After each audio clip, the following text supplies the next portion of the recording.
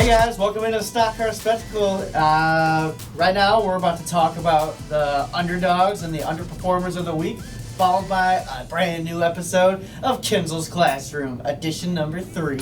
So guys, for the underdogs and underperformers of the week, let's first start with the underdogs. For each series, top 2, let's try and keep it different here so we don't have overlapping drivers. So I'll let Ian start first. All right, so let's start with the truck series. We'll start with the truck series. All right, let me pull up the results. I like a challenge because you guys will probably take the good ones. All right. Yes. So, overachiever, I think, goes to Sheldon Creed. He had a 6th place finish at Bristol, and just overperforming in that car. Really, ever since I made that his pick a few weeks ago, he has been doing fantastic. Yeah, and I don't know, underperformer. Let's see, John Hunter Nemechek coming home in 29th. Oh, I'd have to say Yeah, that. it's a rough day. That's a pretty competitive truck. We've seen him get some pretty good finishes with that truck, so. Absolutely. There's no excuse for it to have a 29th place finish. Oh wait, he did crash though. Did crash. Yeah. Okay. He wrecked on, let's see, incident report. Where's number 8? It's not even, oh, yep, lap 77. He wrecked with Johnny Sauter. Got into it early. Yeah. So, but still, that's, South.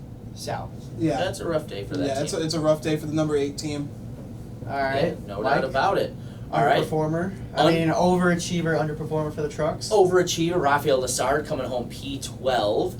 That's a heck of a run for Spectra Premium. He doesn't get many It's a Kyle starts. Busch car, but Doesn't still, get many starts. he's not a guy that's a series regular. So when he comes up, he's going to want to make the most of his opportunities. Not He that did far, absolutely that. So overperformer, definitely going to go with him. Underperformer, a playoff driver finishing P20. I am Tyler absolutely Ankrum. surprised Ian didn't say Right. Tyler Ankrum. Yeah. I was like, is he still Oh, going to be yeah. on board? I was thinking either Ankrum. Like, man, a playoff Yeah. driver. This is. We talked about it. Tyler Ankrum, is he gonna last? And there no incidents. No Finished incidents. running. Mm-hmm. No real kind Didn't of really get into nothing it. to say except for just Didn't bad have day it. for the team. So. You can't have that in the playoffs. Right. So we all 3 of us said, is he gonna last? And it's only the first race, but it's not a good start. No, Yep. not at all.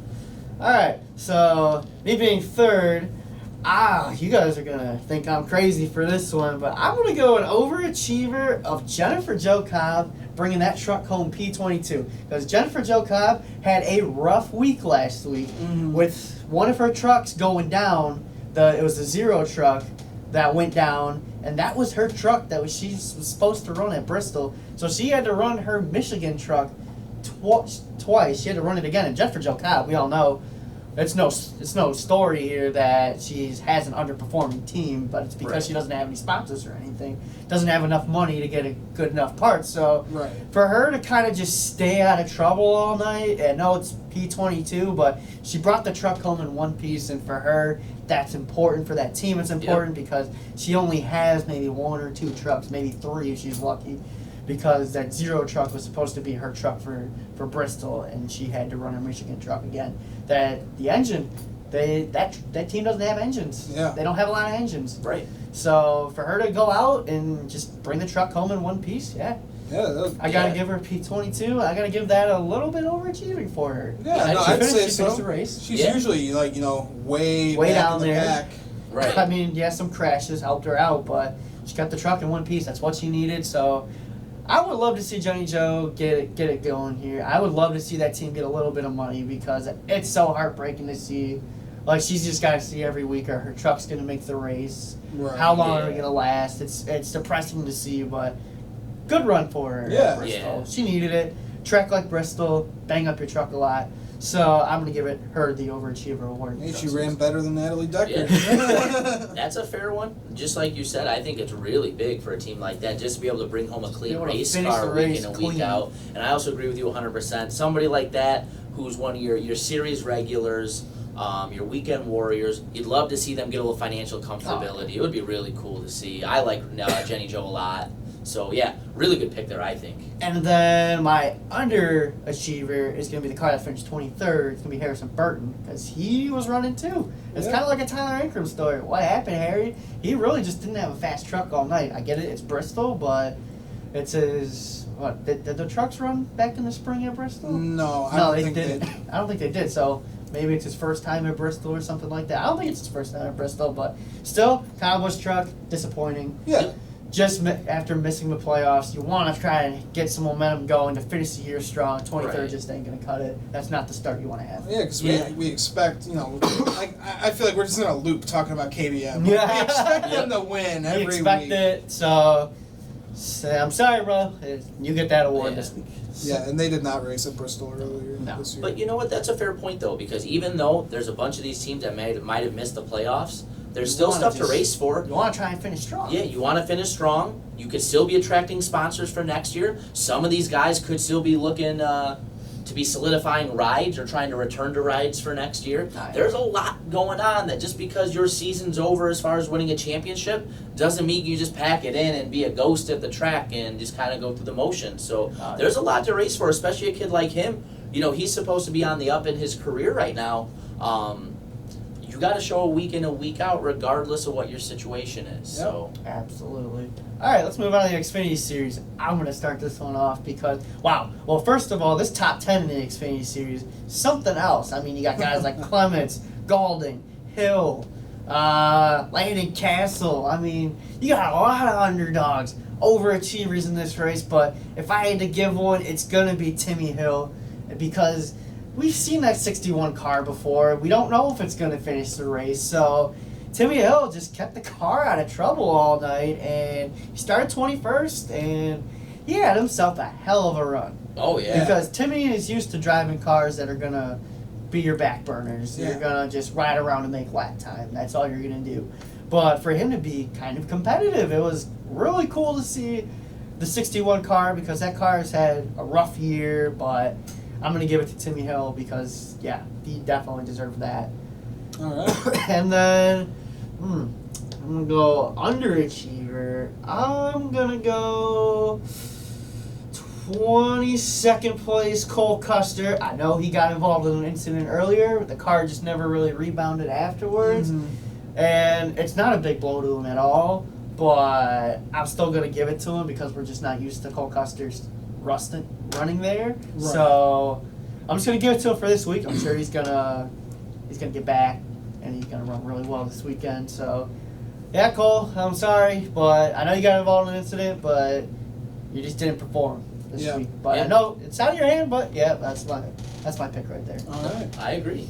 Okay, so if we're just gonna talk about the performance itself on the track, not necessarily the strength of the team, but just the actual performance. I'm going to go with my overperformer, given everything that happened, to Tyler Reddick. Tyler Reddick, the car failed inspection, 4 times? 4 times. He had to go to the back of the field, and then he had to have the pass-through penalty upon the green flag dropping. So he's essentially put himself a lap or 2 laps down, starting from the back from the very beginning of the race. Talk about digging yourself a hole. Right. But the thing is, it's easy to get in a situation like that and pout, or you can do what champions are made from and find a way to overcome everything. He took something that could have been really, really poor way to kind of close out their season as they're moving towards the playoffs. Found a way to make a positive of it. Yep. Came back, won the race, looked phenomenal doing it. We kind of talked a little bit before about, he had the summer slump, broke right out of that here, right back into everyone's championship contenders. What a great performance, I think, all things considered, given the actual performance of what happened with the race.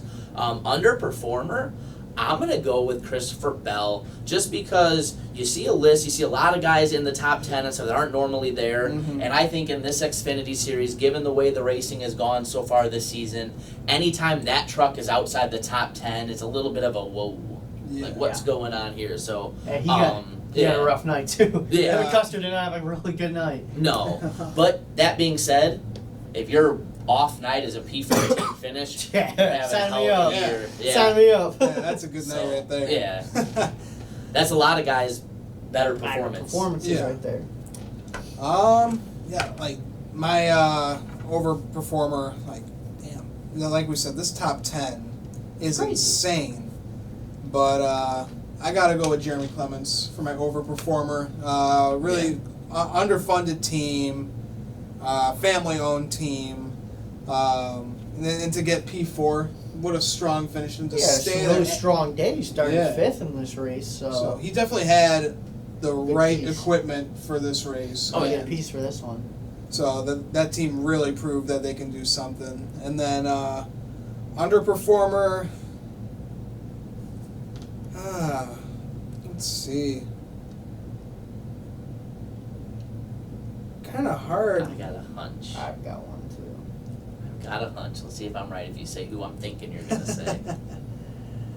Damn, because you guys both took my underperformer. God. I've got 2 more underperformers. This is so hard. This is really, really hard. Hey, that's pretty good. When the race was so good, we're having a hard time picking out Right. underperforming race Yeah. cars. So I mean, it was a great friggin' race. I've got 2 more in mind. Because all the guys I'm thinking, they all had trouble. But I guess since everyone that I'm thinking had trouble, I'm going with Kyle Busch as the underperformer. Even though he had engine problems. Kind of It's, expect him to be good. yeah, it's Yeah. not his fault or anything, but that's where he's going with my category, because Kyle Busch, we expect him, like when he enters an Xfinity race, You expect him he to won. just go He's off. already, just give him the trophy. Why are we even competing? You know? But hell, his engine blew out. yeah. Underperformer. My other 2 underperformers are going to be Noah Gregson, one of them, 17th place, and that was wrong. I was gonna see if you're gonna call your boy out. 3 there. flat tires. 3 flat Yeah. tires. Had a bad night. Yeah, he had a terrible And night. then another one, 25th place Ryan Sieg. I know he got involved in a crash, but man, did he not need that, because he is fighting for a playoff spot, Mhm. and to have a run like that, don't need it at this time. I know you get involved in a crash, but 25th when you're battling for a spot in the playoffs is never a good run. So Yeah. those are my other 2 right I there. follow Joseph Lombard on Twitter, and I just saw his tweet, and he was Yeah. like, Yeah, he's a good follow. So Yeah. awesome to see that they're still sponsoring cars, though. But oh yeah, yeah. pretty rough when you see your guy come home 25th. Right. Like, it's like, Yeah. All right, Cup Series time. Mike, we'll let you start this one off because Ian started off the truck and I started off the Xfinity. All right, overperformers. I gotta go with my guy in the 43, Bubba Wallace, Absolutely. bringing home a top 15. The team has looked better at times in the last couple weeks. It just always seems to be one of those things where something goofy happens to them. So finally getting to put together a little bit of a performance. I know we finished some laps down, but I think a little bit of that is, well, would they lap up to like 9th place or Right, something yeah. like that, 8th place? Mhm. So at Bristol, with that long a green flag run like they had at the end, a lot of people are going to go down to the leaders there. Oh, so yeah. that's a really good performance. There's a lot of really strong drivers that he finished ahead of. So great effort from Bubba, great effort from the 43 team. I hope this is something that can get them some momentum to keep on trucking the rest of the year and hopefully bring in some sponsors and make that car competitive. Absolutely. All right. So, underperformer, I'm going to go with Jimmy Johnson once again. Did it again. Jimmy Had a bad Johnson, week. you cannot keep doing this week in, week out when your playoff hopes are on the line. Was it 3 races in a row he's had some kind of weird Some issue? wacky Yeah. Right. issue where he just gets. Jimmy Johnson wasn't competitive at all in this race. No. He was So- like 3 laps down at one point, so man, Yeah. it's tough deal. Right. So at this point, his playoff hopes are hanging in the balance. Cannot continue to struggle. Gotta figure out a way to, put a race together, get some positive momentum if you're that 48 team. This wasn't it. So big underperforming effort for the 48 team, in my opinion. Oh, absolutely. All right, mine. Well, I'm gonna go with my boy in the 8 car, Daniel Hemrick.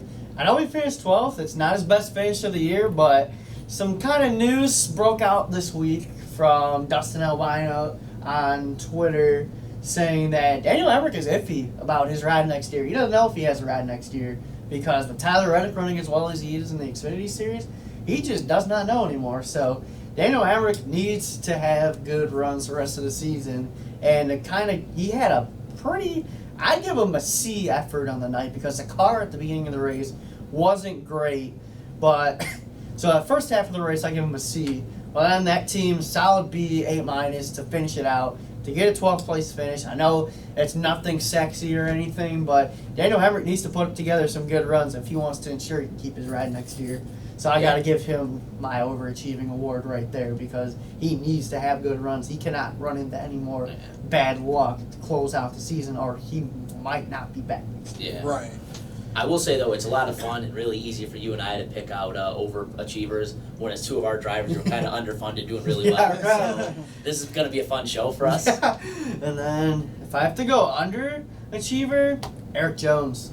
I gotta go Eric Jones. Eric Jones is right up there. Had a great shot to win. Made a mistake. It's one. Matty D took the lead. Yep. Eric Jones pushed the issue a little too hard. Got up in the fence. So I gotta give it to Eric Jones. Had a great shot to win. Eric Jones still doesn't know where he's going next year.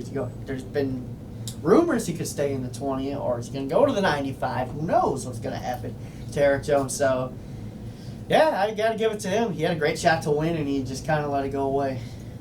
All right. Yeah, solid. You know, I am really disappointed in you guys that you did not pick the Italian Stallion for your overachiever. Because, hell, that was the best race I have ever seen Matt DiBenedetto run, and the crowd it went nuts, and just unbelievable to see him race for the lead against Denny Hamlin. So Matt DiBenedetto, my overachiever this weekend. Yeah. Oh, absolutely. And then my underachiever, I don't know, you guys took mine again. I was going with Jimmy and I was going with Eric, but damn, I'm going to give an underachieving award to the 4 of Stuart Haas' team. I'm not giving it to Kevin Harvick, I'm giving it to the whole team. Fair Because assessment.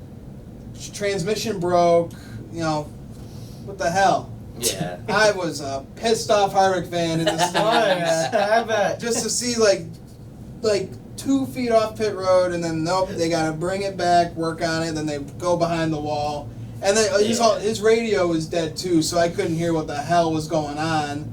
That's why I was texting you guys what the hell happened? Yeah. And so that's an underachieving award to the whole Stuart Haas number 4 team. Yeah. Right there.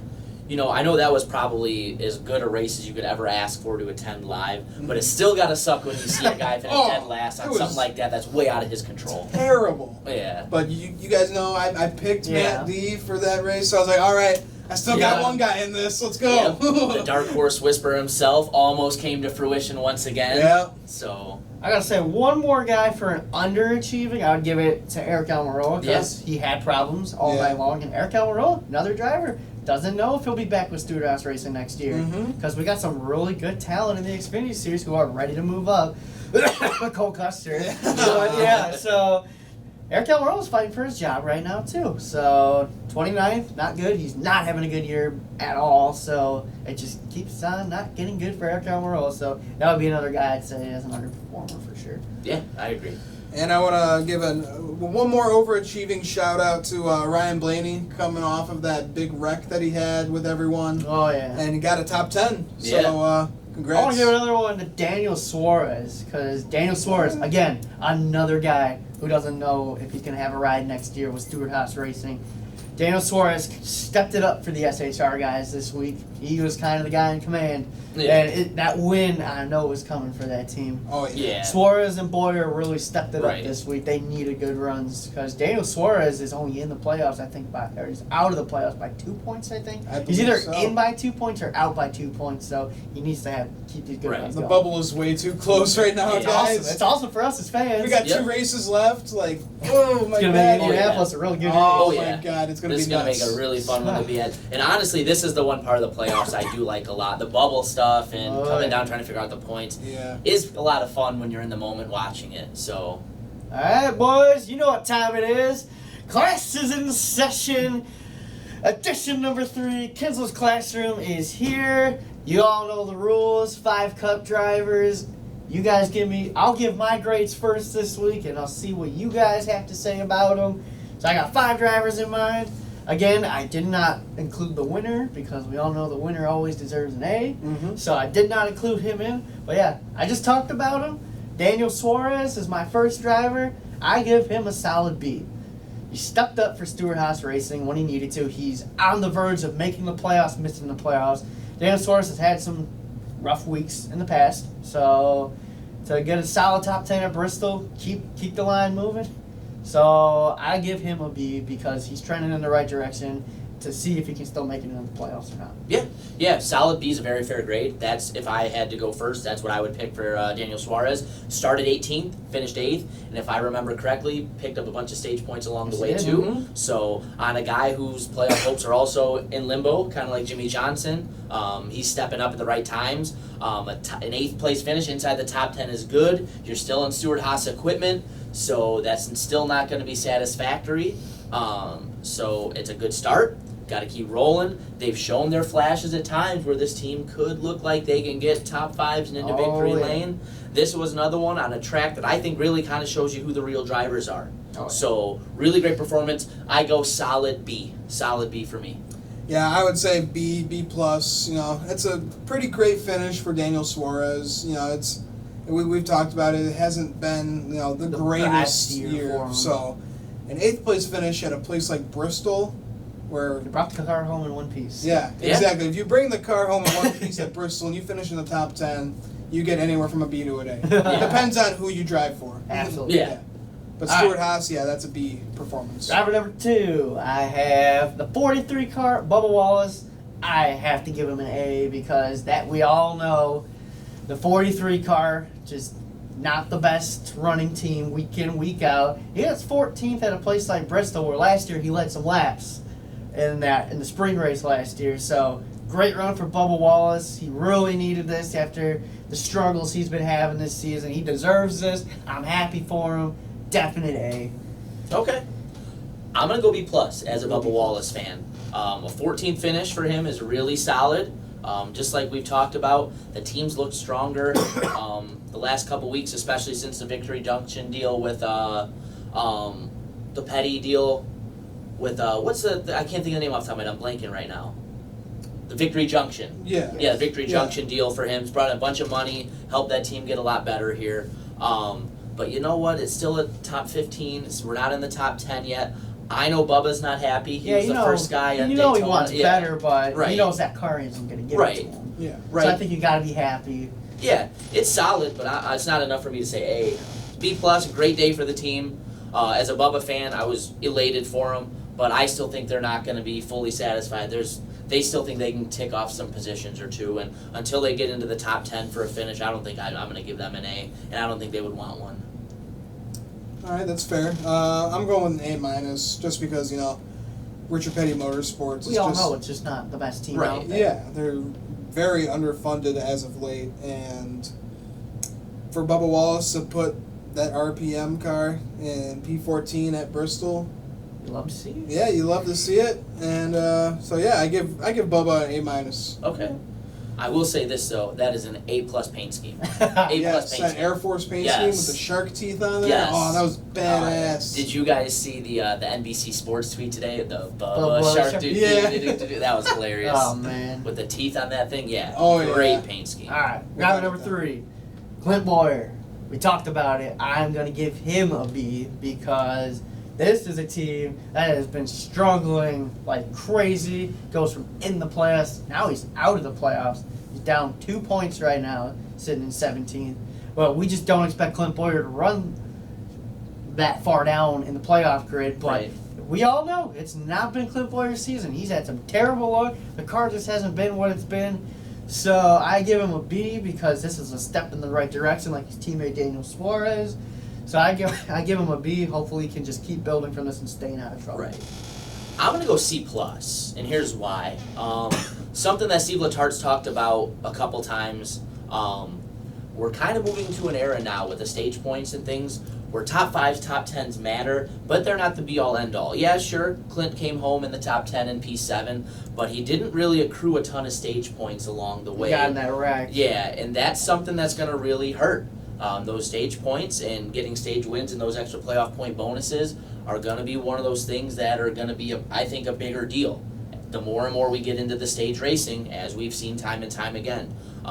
He had a P7 and he lost ground in the playoff picture. Yeah. So P7 is a good finish, but just like I hold Suarez to the standard of they'll be happy, but they're not satisfied. SHR with a top 10, he's going to feel the same way. Just like you said, I think it's a step in the right direction, but a P8 finish, or P7 finish, with not a lot of stage points added on top of it to help him out is good, but it's not great. Yeah. Right. I'm giving him a solid B, just because they've been through so much the past, few months. It has just not been their It's not year. been his year. Yeah, so for him to bring it home, P7, yeah, I'll give you a It's solid. nothing great, but he definitely needed it. He got top 10, so I'm going to give you a B. That's Alright. for sure. Driver number 4, Matt DiBenedetto. Easy A right here. I mean, he came out, he knew what he had to do. He was rocky in that race. I mean, he had the lead, he had it taken away from him. Denny Hamlin got the win. Matt DiBenedetto comes home second. Yeah, it's tough for him because while he's probably happy with it, he knows he was looking at a win, but I still think he deserves an A. Okay. Because Yep. he needs this going forward because he needs to start looking at where am I going to go next year? Am I going to be driving race cars next year? What am I going to be doing? Great run for his team. Matt DiBenedetto's been on the trend the past couple of weeks, even the last month or so, with these top 10 finishes, top 5 finishes. So it's hard not to give him an A because he ran a flawless race pretty much all night. Right. So I have to give him an A. Yeah. On that. I'm going to go, not only is an A+, it's a 99. It's one under a perfect score.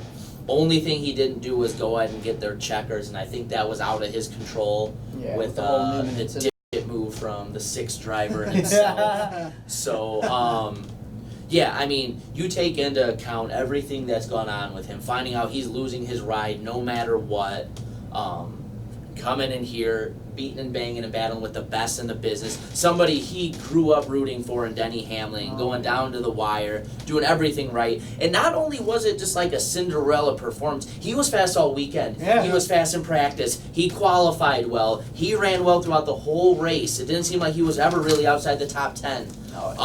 For a one-car team like that, if this isn't an A+, besides a win, what is? Besides the obvious, a win, what is? Yeah. So I'm going 99% A+. Absolutely needed that. If we're grading on a curve, Matt DiBenedetto just screwed over everyone else in the class.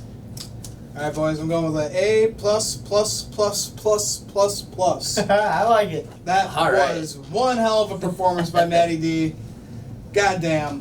Like my voice is still just it feels like it's still out from that. Like you can't really hear it, but my throat hurts so much from just screaming. So yeah.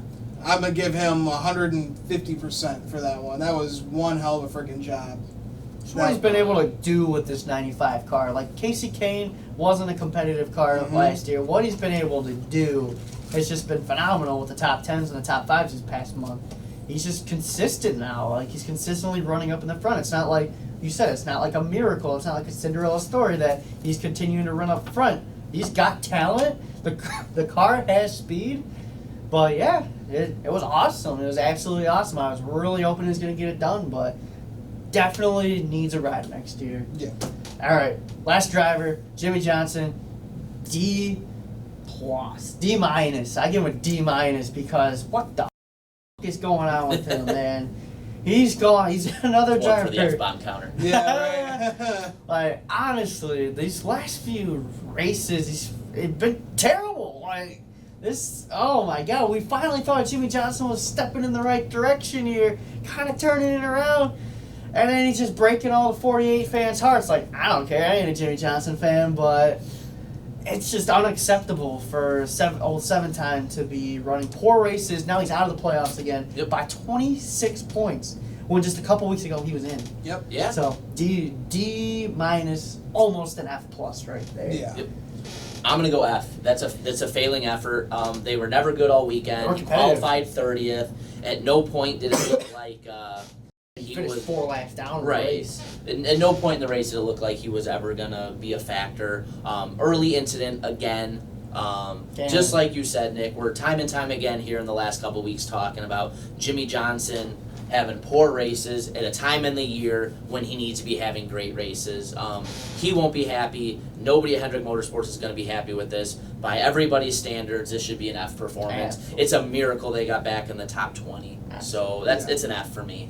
Yeah, I'm right there with you. That's a failing performance right there. You're a 7-time champion, and you know these tracks. He's Right. been racing them for how long has he been in this? Like 15 years or something? 2002 Oh, was two? his Yeah. first was his rookie season. So yeah, he's been in this series for way too long.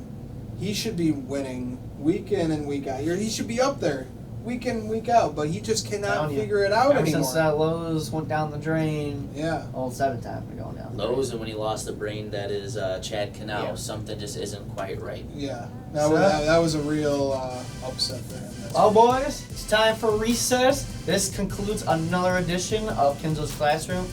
Stick around for more. Next week we'll have another fresh Kinzels Classroom. But until next time, Stock Car Spectacle viewers, I'm Nick Kinzel. I'm Mike Gamble. And I'm Ian Jortson. See you next time.